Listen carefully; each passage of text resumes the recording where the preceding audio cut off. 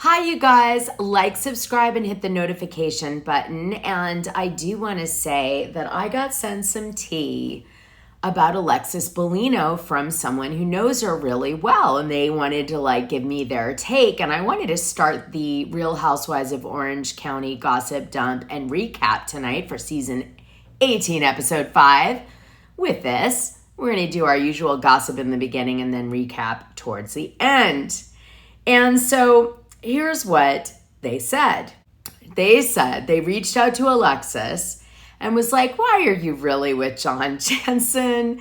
Because it wasn't seemingly her type. And this person kept wondering. And basically Alexis was like, no, I really like him. I'm really into him. But Alexis was still seeing somebody the same week she became inseparable with Janssen. So she was with another guy at the time. Okay. And then I asked, well, what do you think got her to leave this other guy she was with and fall head over heels? And this friend said John genuinely love bombed her and was really, really good to her.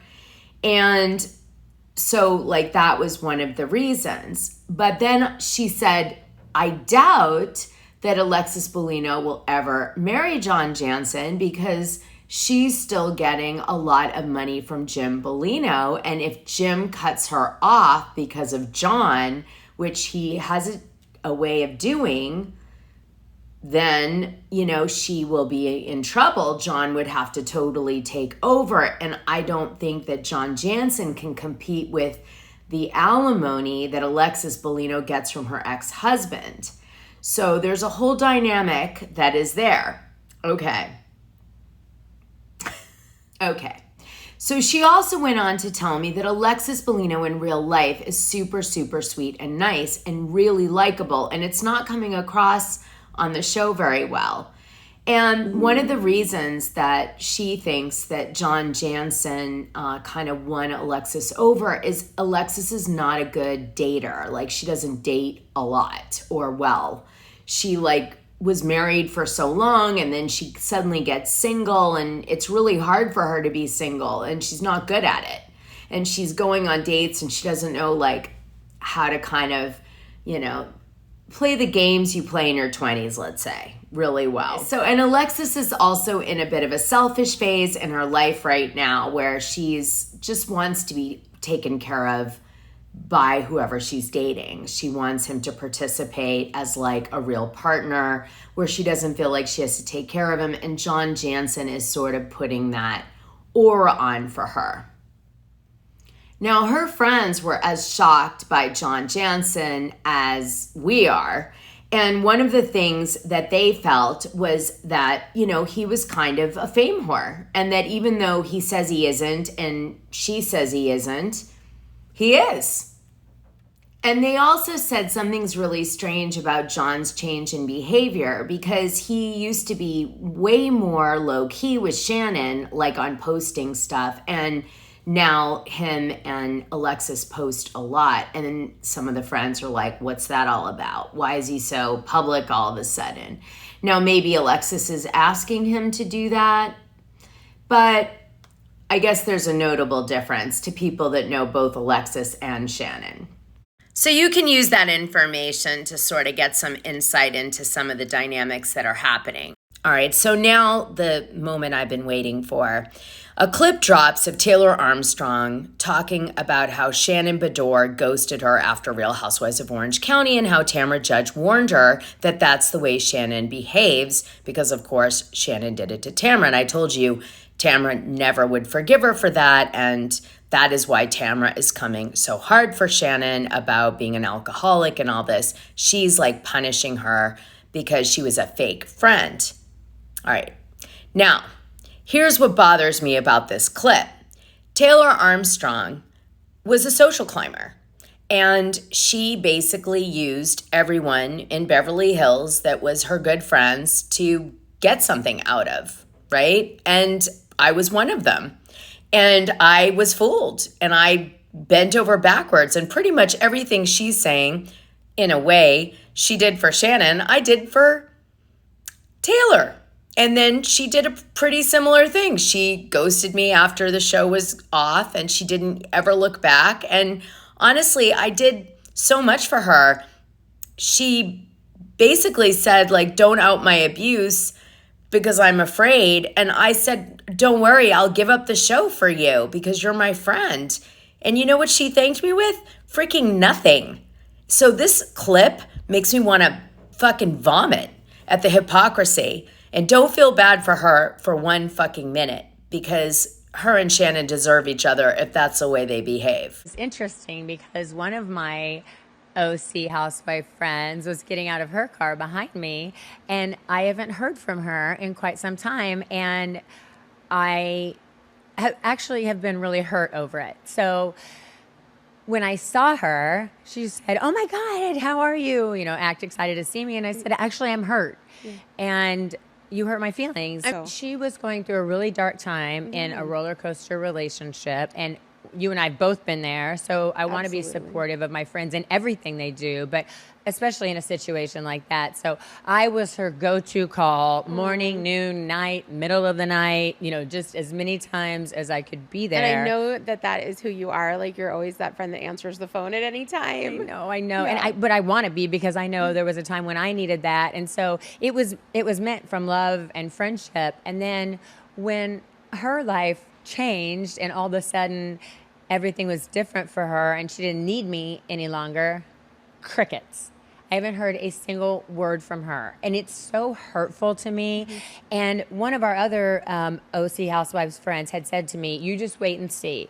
The minute that she doesn't need you anymore, you won't hear from her. And I thought that's impossible, because we're on the phone 3-4 times a day for hours listening to her cry and trying to support her. And there's no way she's just going to drop off the face of the earth. And I'll be damned if that exact same thing did not happen to me. Oh my gosh, it's horrible. I know. And she was, I feel as though she was kind of taken aback, but it's been a long time, and she just dropped me like a hot potato. And she said, "Oh, I'm sorry." And I said, "Well, you hurt me. You hurt my feelings." And I think part of that is just the time investment that went into it, and really putting my heart into her problems and empathizing and listening. And I want to do that for all my friends, as you and I do with one another all the time. Right. But I expect reciprocation. I was talking to one of my other friends about it, and they said, "Oh, that's because she's an energy vampire," which was a new term for me, but a lot of it makes sense when I've looked up the definition of energy vampire. Taylor, honey, you know what they say, takes one to know one. So here's a little gossip that Emily spilled. She said that Katie Janela over the season is going to lose credibility. It appears that Katie's only friend really is Jennifer Pedranti and a little bit Gina still, okay? But I have a feeling with the way Emily's talking that Gina's just kind of going through the motions with Katie. Here's some proof of that. There's Katie at the Bravo event with Gina and also with Jennifer Pedranti, and the other women are not there in West Hollywood, so they all went out together. Now, just because I like to archive things, this is Katie Janela's receipt that Heather Dubrow did indeed call the paparazzi to take pictures of her at Disney. As you can see, she asks, and the guy responds, yes, and she responds, oh my God. So funny. Oh, one more thing. Shannon Beador was claustrophobic when they put her in jail, and so she pretended it was a bedroom. She said, "So I was pretending I was in a bedroom, like, oh no, you were just in a bedroom," she continued while she was uncomfortable. And she acknowledged that she had to serve her 5 hours in jail, which was her fine. She continued, "I was injured. I had blood all over me," she continued. "And when they let me out, literally, it was like in the movies. They opened up the garage door. I didn't even know where I was. I'm like, what am I supposed to do? And then they go, you can go. I had no shoes on. It was surreal, and it is something that I will never let happen again. I'm never going to make poor decisions like that again." Well, yeah, jail can be very sobering for sure. Also, you're going to hear later when I start the recap that Alexis is like, "Why didn't you invite me to your golf party, Katie? I was really hurt by that you chose Shannon over me." It's one of the themes on this week's episode. But the thing is that Alexis and John Janssen were at the golf course, and that's why Shannon Beador was hiding. I mentioned this last week because they were there. So I think Alexis had an idea to kind of crash Katie's party because she heard about it from production, but then it didn't like play out the way they wanted. It didn't like work out. I talked a lot of why that was, so they just cut it out. Thought I'd tell you. So then it gets weird. Okay, it really gets weird. Tamra Judge goes over to Alexis's house to talk about Shannon Beador and how she's like upset with Shannon and her drinking. Like, how could you ever go over to, the girlfriend's house that took away your friend's man and then talk smack about her behind her back to her? It's crazy. And Alexis Bellino is bringing up the lawsuit with John Janssen, and she's going to break out the receipts, and they set up that whole scene. And Tamra is like all in.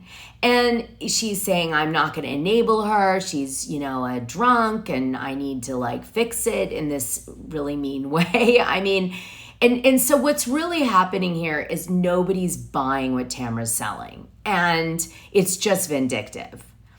And Alexis is now becoming only John Janssen's soldier. And so the fans are starting to be like, what other purpose do you have on the show? And it's sad because Alexis seems like she could have been a broader character, but either the producers didn't let her be, or she just felt like she had to keep sticking up for John Janssen. But it's like ruining our like perception of her. Anyway, Tamra and her have this conversation. It was really hard to watch, and then Tamra leaves. Now, Shannon did a really bad thing. Shannon left a hit and run accident drunk, okay? Wasn't great, like really bad. I dragged her. But, I mean, there's certain friendship rules you do and you don't do. And the show is crossing a lot of those boundaries this season, and the girls are just doing it. Like, okay. Now I'm going to tie this back to Taylor Armstrong from earlier. Shannon Beador has been in abusive relationships with men for her whole life. And she struggles to break that pattern, like a lot of women who are addicted to abusive relationships, and then she self-medicates with alcohol or other bad behavior when she's in the thick of the drama of the relationship. Okay, this is very normal. The problem is that there's other bad behavior that Shannon has, like not taking accountability when she hit and run the building and her, that kind of thing. And, her judgment and all those aspects. And she also has a tendency to drunk dial people and say their misery to other people and then put them and exhaust them from it. And by the way, Taylor Armstrong did the exact same thing. So when she says she was called morning, middle of the night by Shannon, and so was Tamra, that's what Taylor did to everybody, right? It was this constant enrolling everybody in the agony of the abuse or the relationship, okay? It's exhausting. So for that reason, I feel bad for Tamra. And I'm glad Taylor got a little of it to feel like what it was like to be her friend during these really difficult times and not be thanked for it. Okay, so let's get to the final scene. So Gina hosts a dinner, all the women go. We think that the big fight is going to be between Heather and Katie, and we also think we're going to see a big scene where Alexis breaks out receipts about Shannon.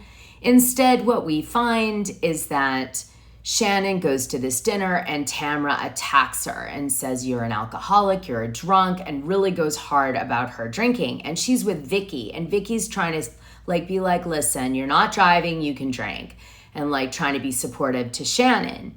And Tamra's like, I'm not going to enable you. I'm not going to enable you. I'm going to be a real friend and not do that, which I actually kind of appreciate. But the problem is nobody believes that that's what Tamra's really doing.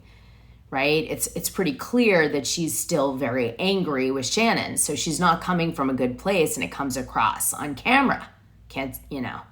So the scene ends up being about that. And then, oh, by the way, the scene moves to John Janssen and the lawsuit and the money and all this stuff. And Shannon is like, I don't want to do this. I don't want to have this fight. It's horrific. Like, you're bringing up all my Achilles heels in a very awful way, like for TV. And she leaves the room and no one follows her, not even Vicky, because Vicky loves the camera and she thinks the camera's at the dinner. But who did follow her was Jennifer Pedranti. Now, I've heard from people in Orange County that Jennifer's not a girl's girl, but maybe through the show, she's learning to be. And that is my bright side of tonight's episode. Anyway, the dinner ends with Emily saying to Alexis Bellino, please stop being the soldier of John Janssen and like soften it down, because you're like two people. You're like, I'm bringing the receipts, I'm taking you out, but oh, I'd like to be your friend too. Let's learn to be friends in all this. It's just not going to work. And so I think Emily's actually trying to kind of say to her, listen, the way you're playing the game right now, they're never going to bring you in as a full-time housewife, because I guarantee they didn't tell Alexis Bellino till the very end she didn't make it as a housewife and she was just going to be a friend of. And so Emily was trying to like throw her a bone and be like, listen, you know, because if you can't be friends with Shannon, who's a lead cast member, if you can't find a way to bridge that somehow, you're out, sadly. Now, why this doesn't apply to Tamra is because Tamra is like a nuke in any situation. So the producers know no matter what, Tamra will cause some sort of ruckus, which they need when they have slow moments. And she doesn't mind, right?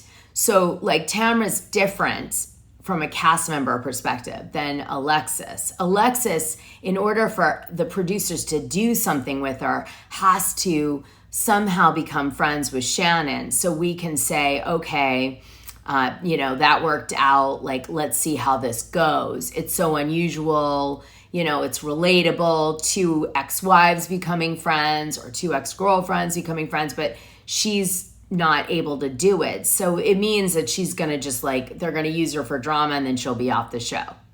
I wonder if the producers asked John Janssen to sign a release to shoot with Alexis and he wouldn't. Ooh, if anybody has any tea on that, let me know. It shouldn't be this formula-based, but it is. All right, you guys, on that note, I'm going to go. I did 2 videos today. I'm exhausted. I know, I've been at my house all day. You saw. Okay, bye.